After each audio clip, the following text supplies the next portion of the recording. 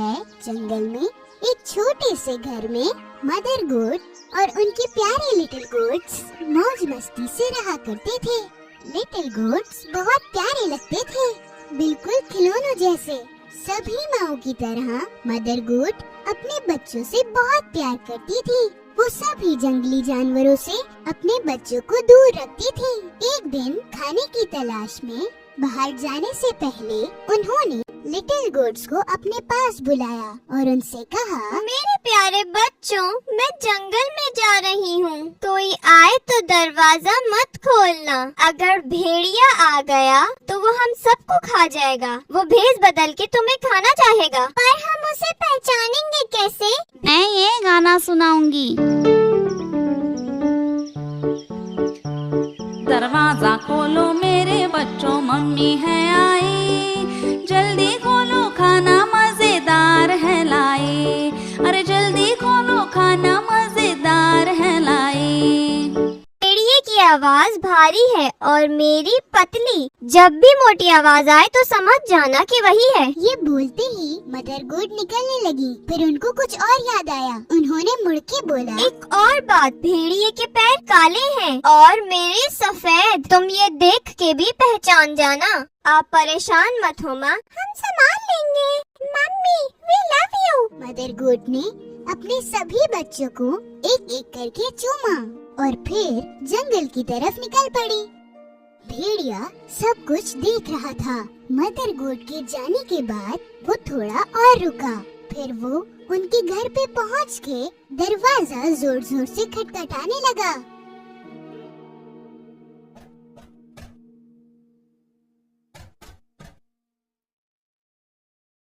कौन है?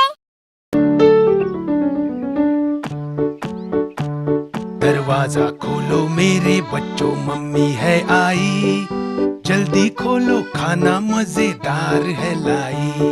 अरे जल्दी खोलो खाना मजेदार है लाई। लिटिल गोट्स ने उस भेड़िए की आवाज फौरन से पहचान ली और उन्होंने चिल्लाकर बोला, तुम हमारी मम्मी नहीं हो। उनकी आवाज बहुत प्यारी और मीठी है। तुम हमें बेवकूफ नहीं बना सकते भेड़िए। भेड़िए को बड़ा गुस्सा आया क्योंकि वो लिटिल गोट्स को खा नहीं पाया, तो उसने एक चॉक का पीस खा लिया। अब उसकी आवाज थोड़ी मीठी हो गई थी। वो वापस उनके घर गया और दरवाजे को खटखटाने लगा। अब की बार भेड़िए ने अपनी मीठी आवाज में बात की। दरवाजा खोलो मेरे बच्चों, मम्मी है आई। जल्दी खोलो खाना मजेदार है लाई। अरे जल्दी खोलो खाना मजेदार है लाई। इस बार ये मीठी आवाज सुन के लिटिल गोट्स को लगा कि ये आवाज उनकी मम्मी की ही है। वो दरवाजा खोलने ही वाले थे, इतने में एक गोट चिल्लाई, पहले दरवाजे के नीचे से पैर देखते हैं। जब उन्होंने देखा तो भेड़िए के काले पैर दिखे। सभी चिल्लाए, हम दरवाजा नहीं खोलेंगे, मम्मी के पैर सफेद हैं। तुम्हारे पैर काले हैं, तुम भेड़िए हो। अपने गुस्से को काबू में रख के भेड़िया वहाँ से चला गया और अब वो बेकरी आ गया। बेकर भेड़िए को देखकर थोड़ा सा हैरान हुआ। मैं भी इंसानों की तरह हो गया हूँ। अब से पेस्ट्री खाऊंगा। थोड़ा सा आटा मिलेगा क्या? भेड़िया बेकरी से आटा लेकर निकल गया। घर के पास उसने आटा अपने पैरों पर लगा दिया और उसके पैर सफेद हो गए। अब तीसरी बार चालाक भेड़िए ने दरवाजे पर नॉक किया।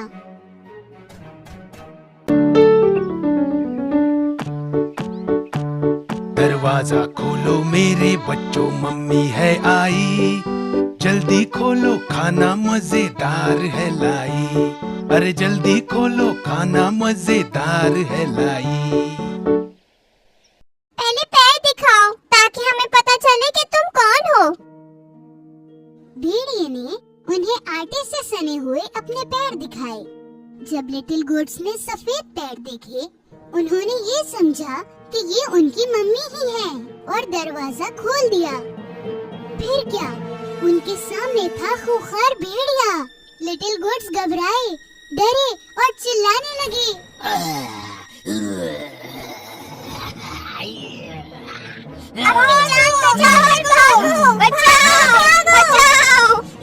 एक बच्चा टेबल के नीचे छुपा, दूसरा बिस्तर में और तीसरा चिमनी के अंदर गया। चौथा किचन में जा छुपा, पांचवा अलमारी में जा बैठा और छठा पर्दे के पीछे और सातवां घड़ी के अंदर। पर भेड़िया चालाक था और सबको एक एक करके पकड़ लिया। रुको, इधर आओ, तुम लोगों को छोड़ूंगा नहीं मैं। रुको। सिर्फ घड़ी में छुपने वाले को वो पकड़ नहीं पाया। उसका पेट भर चुका था, इसलिए वो कुछ सोचे बगैर वहाँ से निकल गया। वहाँ एक बहुत बड़ा मैदान था जहाँ भेड़िया आराम से एक पेड़ के नीचे सो गया।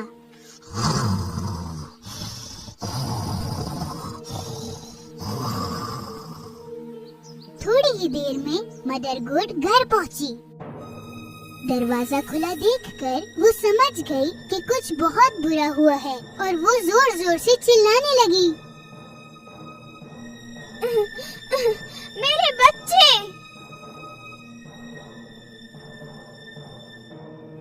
घर में आते ही वो घबरा गई।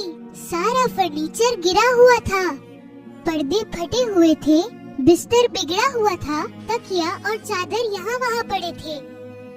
मदर गोट अपने बच्चों को कहीं नहीं ढूंढ पाई। एक एक करके सबके नाम भी पुकारे, पर कोई नहीं मिला। फिर सातवें बच्चे का नाम पुकारा तो एक आवाज आई, मैं घड़ी के अंदर हूँ मम्मी। मदर गोट भागते हुए उस घड़ी तक पहुंची और वहां से अपने बच्चे को निकाल के गले लगाया। लिटिल गोट ने अपनी माँ को सारी कहानी बताई। भेड़िया आया था भेष बदल के, हमें लगा कि आप हो। वो मेरे सारे भाइयों को खा गया।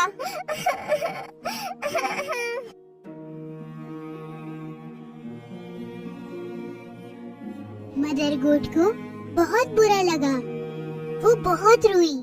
अपने बच्चे को लेकर अपने सिर्फ एक बच्चे के साथ वो घर से बाहर निकली। तभी उनको भेड़िया सोया हुआ दिखा। वो इतनी जोर से खर्राटे ले रहा था कि पेड़ के पत्ते भी हिल रहे थे। मदर गोट ने थोड़ी देर भेड़िए को देखा। उसने देखा कि उसके पेट के अंदर कुछ हिल रहा था। या अल्लाह, लगता है कि मेरे बच्चे उसके पेट के अंदर जिंदा हैं। उसने एक तरकीब सोची। घर से मेरे लिए एक सुई धागा और कैंची लेके आओ।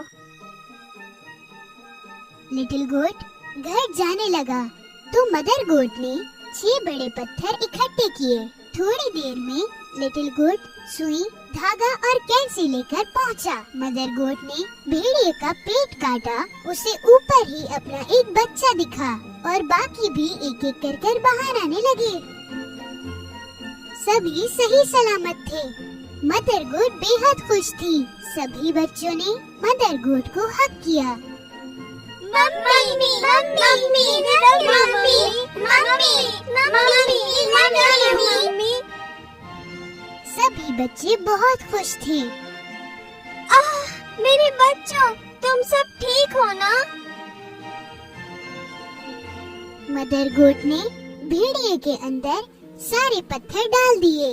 फिर उन्होंने उसके पेट को सुई धागे से सी दिया। भेड़िया इतनी गहरी नींद में सो रहा था कि उसे कुछ पता ही नहीं चला। भेड़िया जब जागा और वो खड़ा हुआ तो उसका पेट दर्द कर रहा था। उसे लगा कि कई सारी लिटिल गोट्स की वजह से उसे दर्द हो रहा है। उसे प्यास लगने लगी। वो नदी के किनारे पानी पीने चला गया। चलते वक्त पेट में पत्थर टकराने लगे। पेट इतना भारी और भरा हुआ क्यों लग रहा है? ऐसा लग रहा है मैंने पत्थर खा लिए हो। वो पानी पीने के लिए झुका। पत्थरों के वजन की वजह से वो पानी में गिर गया। बचाओ बचाओ, मैं डूब रहा हूँ, कोई बचाओ, अरे बचाओ मुझे। वो बहुत चिल्लाया पर कोई नहीं आया। पत्थरों के वजन की वजह से वो पानी में डूब गया। मदर गोट और लिटिल गोट्स ने जब ये देखा तो वो पानी की तरफ भागते हुए आए। भेड़िया डूब गया, भेड़िया डूब गया, भेड़िया डूब गया। सभी मिलके कूदने लगे। उस दिन से मदर गोट्स और सातों लिटिल गोट्स की जिंदगी बहुत आराम और सुकून से गुजरी।